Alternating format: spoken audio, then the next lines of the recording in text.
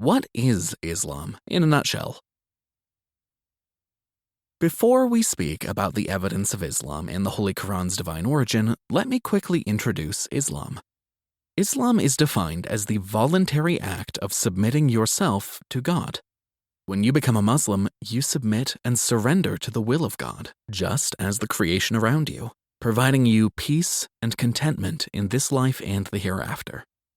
Only when you submit to God, through a process of believing in Him and obeying His commandments, do you achieve an innate and lasting sense of security, true peace of mind, and surety of heart.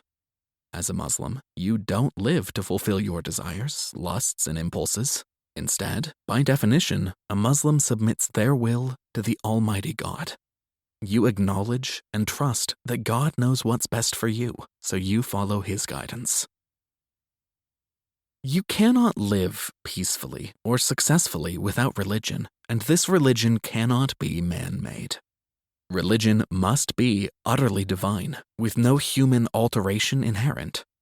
The only revelation in the world today that still rings good and true is the final book, the last and final testament of God, the Holy Quran. All other traditional revelations have been lost in the annals of time or undergone endless human-made modifications that have rendered them impractical for humanity.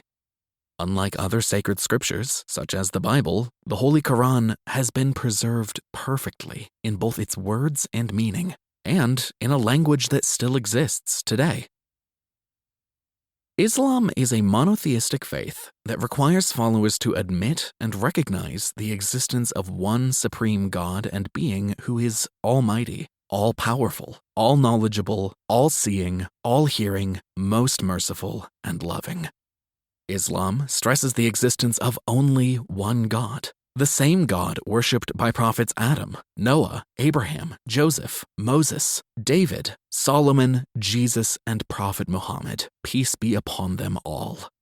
Islam demonstrates the fact that, through the centuries, God has continued to bless humanity with holy prophets bearing the same general message. The message is simple.